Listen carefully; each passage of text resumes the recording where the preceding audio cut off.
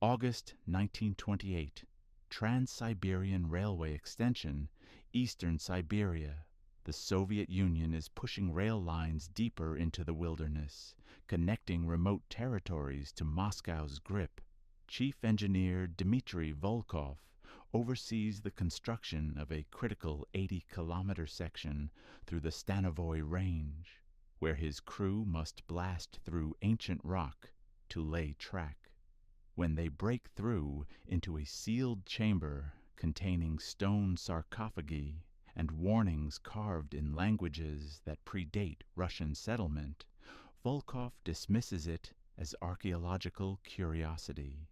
But when workers begin disappearing into the tunnels, when bodies are found drained and broken in ways that defy explanation, when something starts emerging from the excavation at night, he realizes the chamber wasn't sealed to keep people out. It was sealed to keep something in.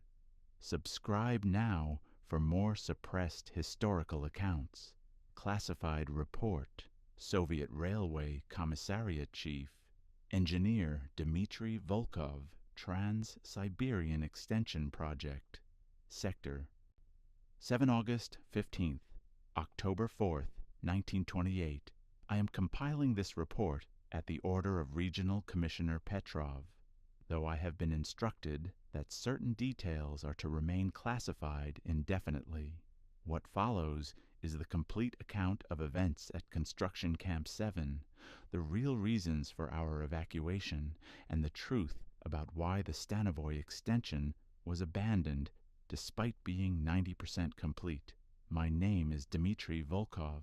I graduated from Moscow State Technical University in 1919, served the revolution in the Corps of Engineers, and have overseen the construction of 7 major railway projects across the Soviet Union. I am a man of science, of concrete and steel, of rational planning and measurable progress. I believed that nature was something to be conquered through technology and will. The Stanovoy Range taught me otherwise.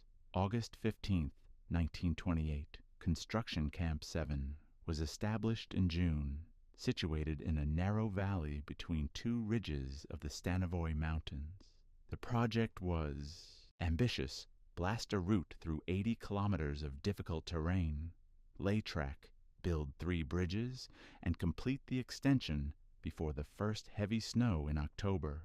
We had 240 workers, Russian engineers, Buryat laborers, Chinese rail workers, Ukrainian explosives experts, and a few Evenki guides who knew the territory. The camp consisted of wooden barracks, an equipment depot, an infirmary, and my headquarters, a reinforced tent where I kept the surveying equipment and project plans. The work was brutal, but progressing. By mid-August, we had completed 35 kilometers of grade, laid 28 kilometers of track, and were working on the most challenging section, Tunnel 4, which needed to penetrate 400 meters through a granite ridge. The drilling crews had been working 3 shifts, 24 hours a day, for 2 weeks. On August 15th, at approximately 2 p.m., they broke through.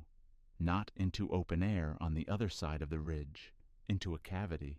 I was surveying bridge placements 3 kilometers away when the runner found me. Engineer Volkov, you need to come to Tunnel 4. The men have found something. I arrived to find the drilling crew standing outside the tunnel entrance, their faces troubled. The shift foreman, a Ukrainian named Taras Kovalenko, met me at the face. We broke through into a chamber, he said. Not natural, carved, and you should see for yourself. We entered with electric lamps, picking our way through 350 meters of excavated tunnel until we reached the breakthrough point. The drill hole was perhaps 2 meters in diameter, opening into darkness beyond. I shone my lamp through and saw worked stone. Not natural cavern walls, but dressed blocks fitted together with precision that rivaled modern masonry. The chamber beyond was large.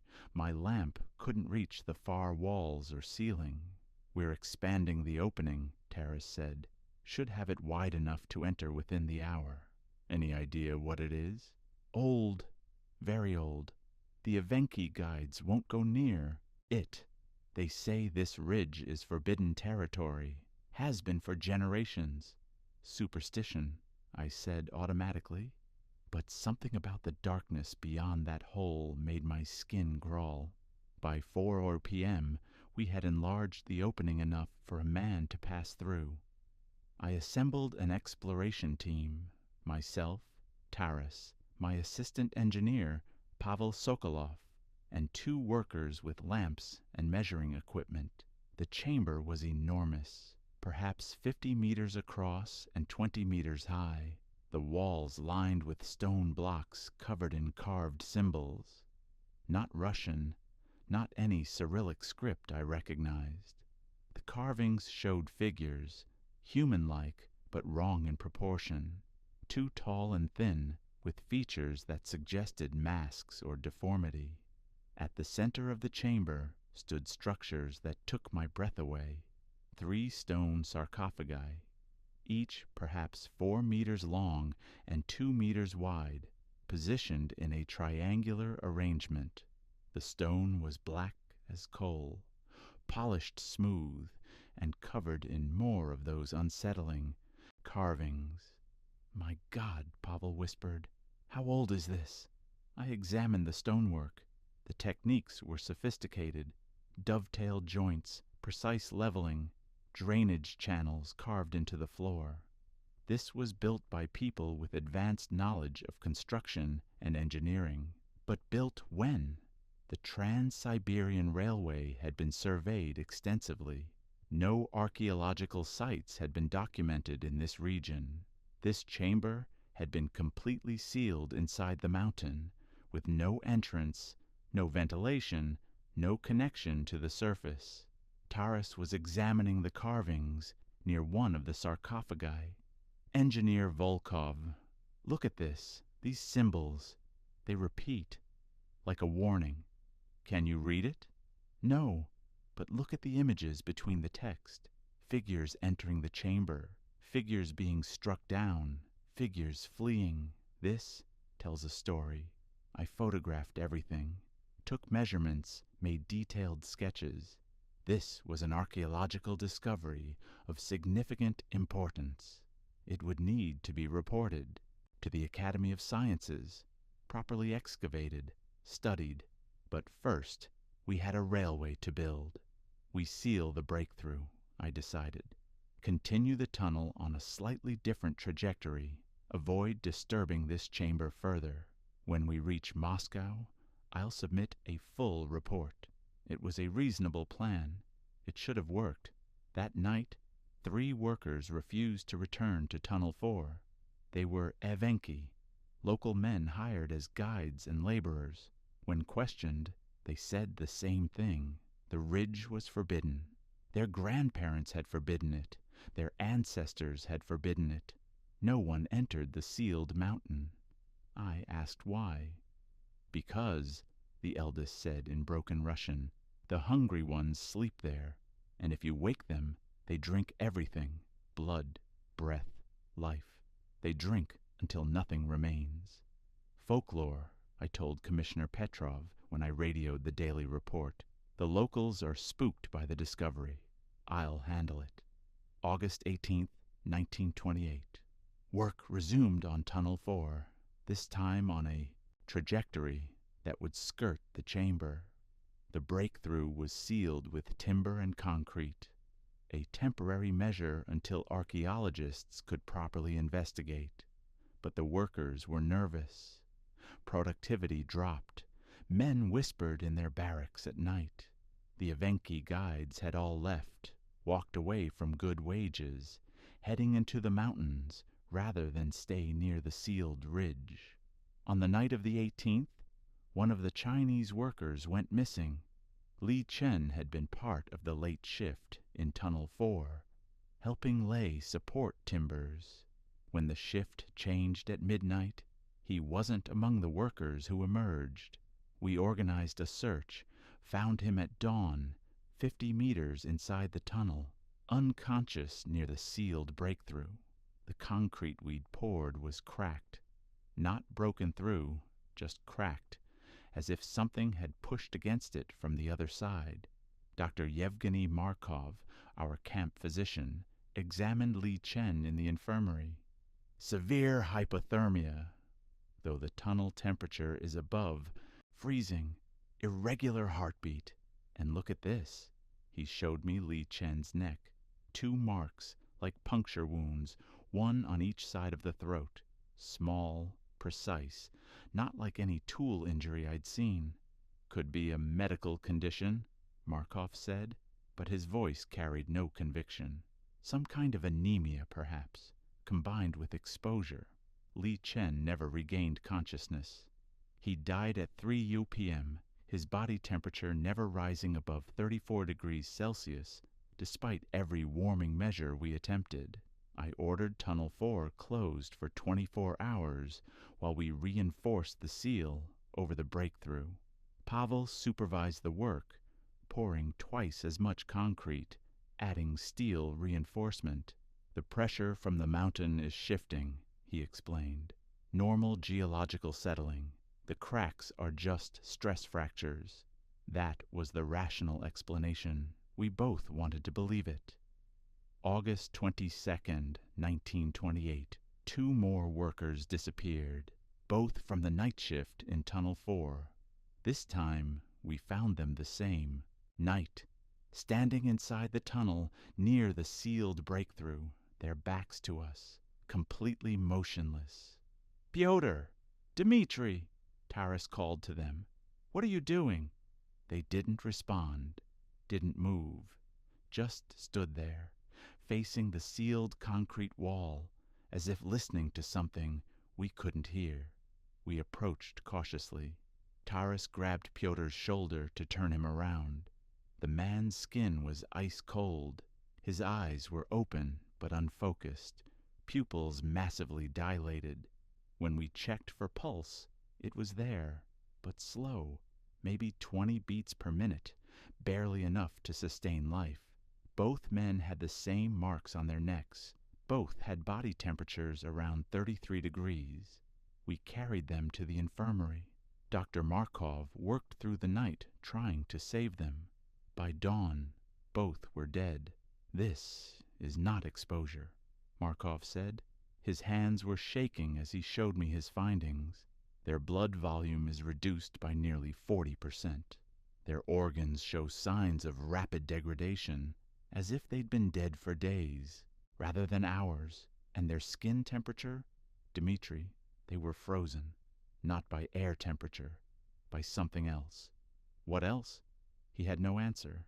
I radioed Commissioner Petrov, requesting permission to halt construction. He denied the request.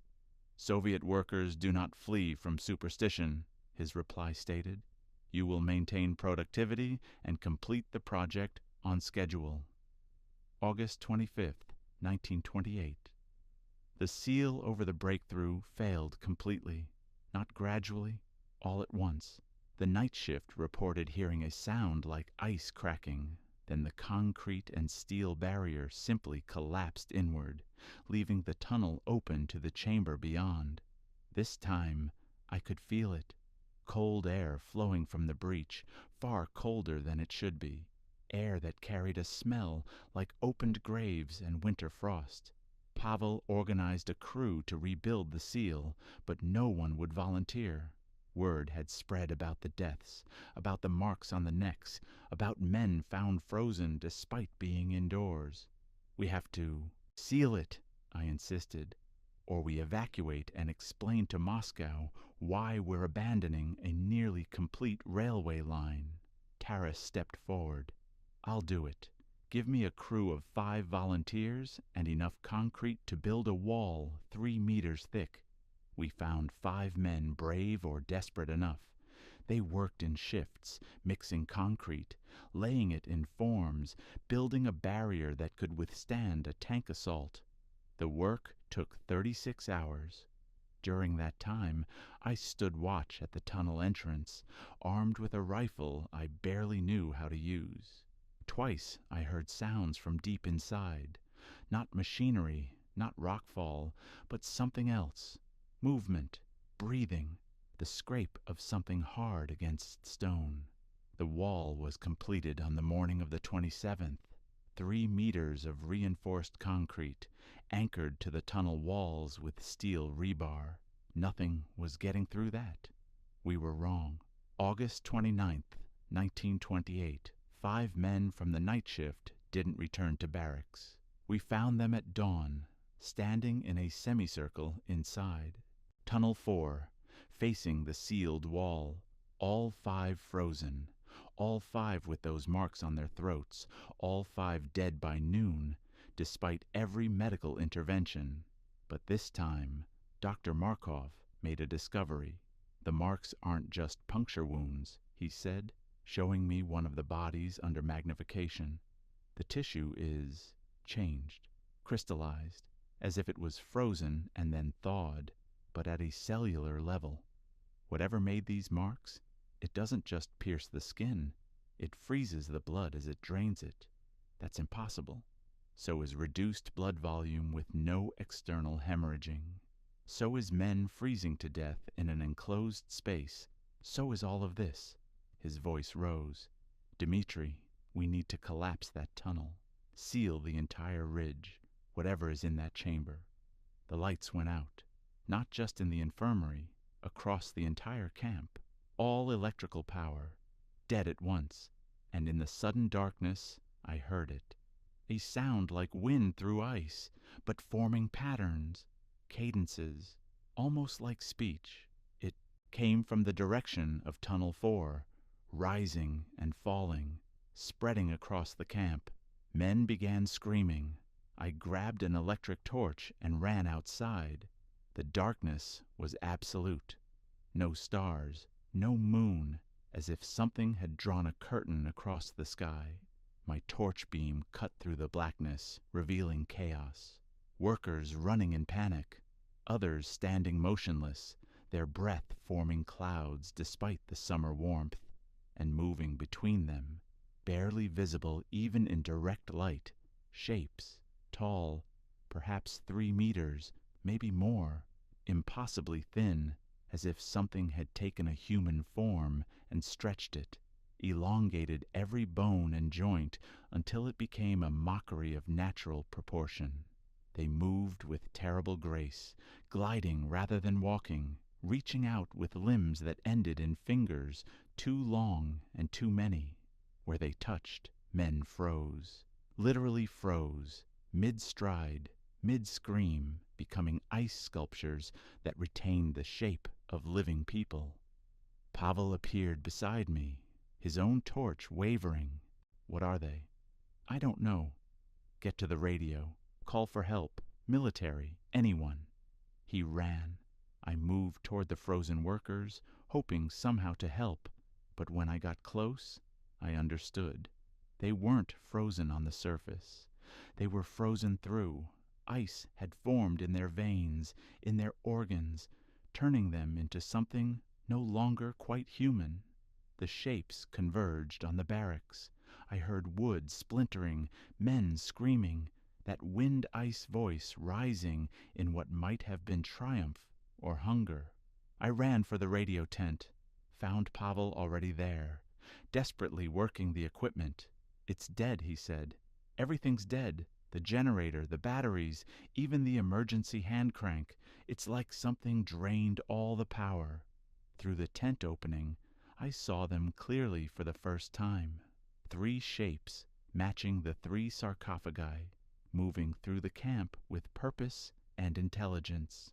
Where they passed, frost formed on the ground, on the buildings, on the fleeing workers. The explosives depot, I said. If we can reach it. And do what? Blow up the ridge? Seal the tunnel permanently. Collapse the whole mountain if we have to. We ran through darkness and chaos, past frozen men and burning barracks. Some workers had started fires hoping to drive back the cold. The shapes avoided the flames, but didn't flee. They simply moved around them, patient and methodical. The explosives depot was locked. I shot the lock off with my pistol. 3 shots that sounded impossibly loud, and we hauled out cases of dynamite, blasting caps, fuse wire. Taras found us there. He was bleeding from a head wound, his clothes torn. Most of the crew is dead or scattered. These things, they're herding survivors toward Tunnel 4. Dmitri, they want us to go inside. Then we give them what they want, I said, but not the way they expect. August 30th, 1928, dawn. We rigged the entire tunnel with explosives, every support beam, every cross brace, and deep inside at the sealed breakthrough, we placed enough dynamite to collapse half the mountain. The work took hours. We could hear them outside, that wind ice voice, the screams of workers being taken, the crack of wood and bone. But they didn't enter the tunnel. They waited, as if they understood we were preparing something.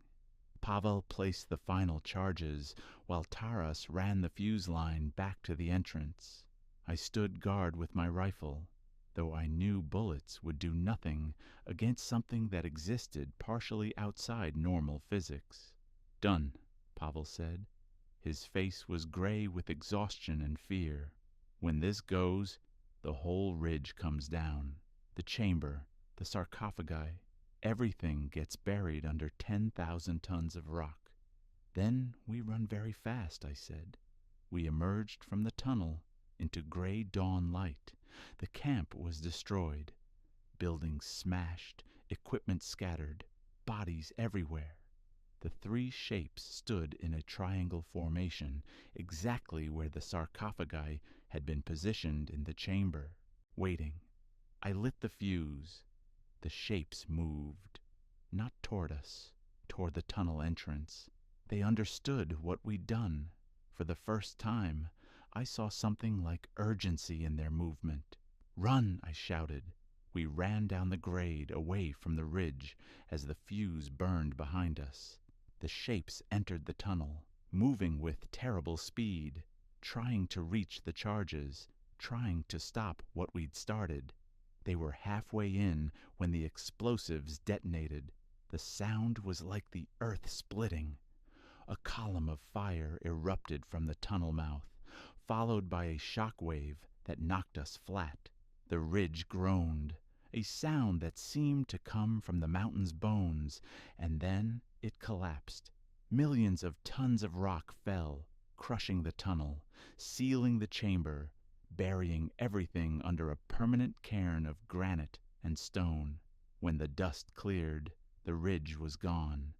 In its place was a slope of rubble that would take a century to excavate. We waited 3 days before approaching.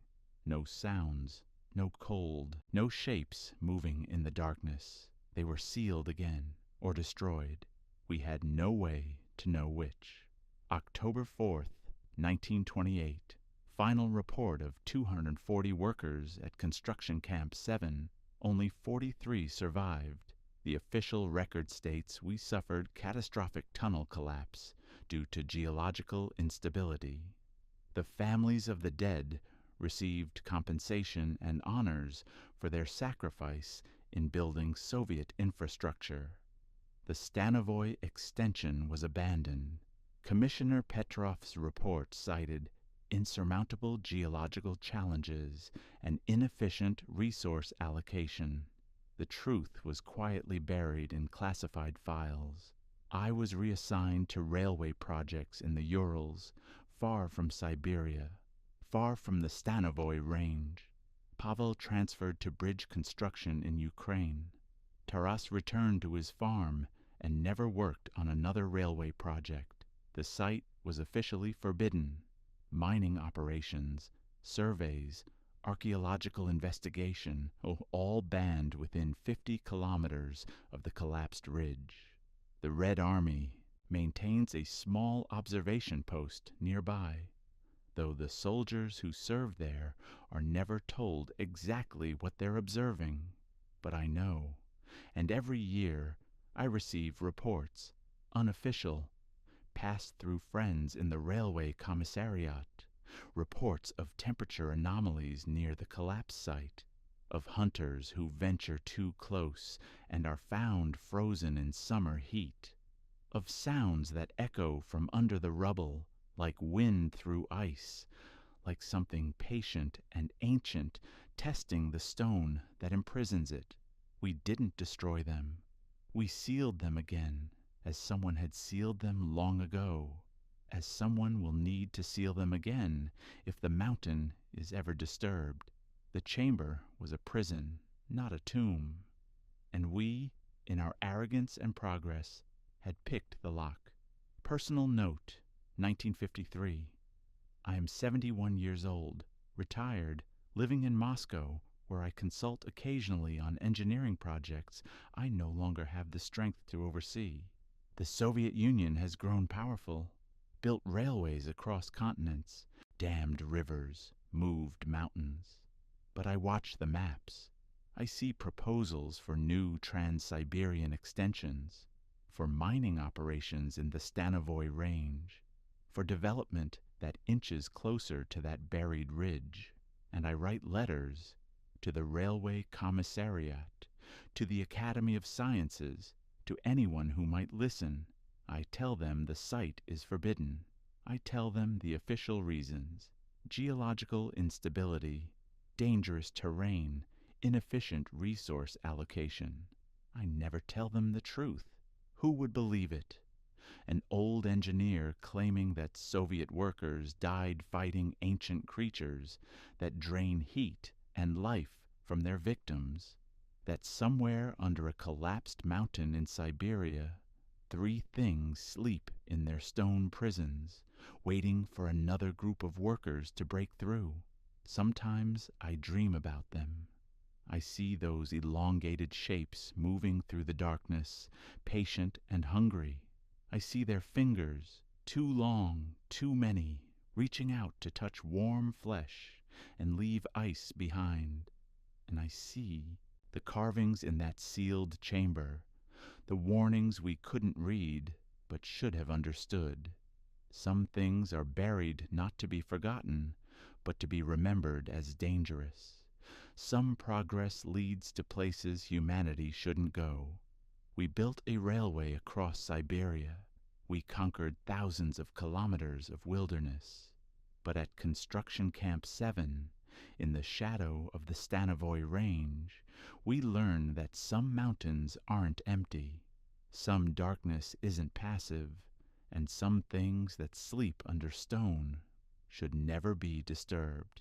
The railway never reached that section. The track ends 80 kilometers short of where we stopped, and it always will, because somewhere under the rubble, in a chamber we can no longer reach, 3 sarcophagi rest in patient darkness. I sealed them there, me and Pavel and Taras and 40 desperate men who knew we were fighting something beyond our understanding. I just pray the seal holds, that the mountain stays intact, that no one ever tries to dig there again. Because if they do, if the stone is moved, if the chamber is opened, if those things wake, there won't be 43 survivors next time. There might not be any survivors at all.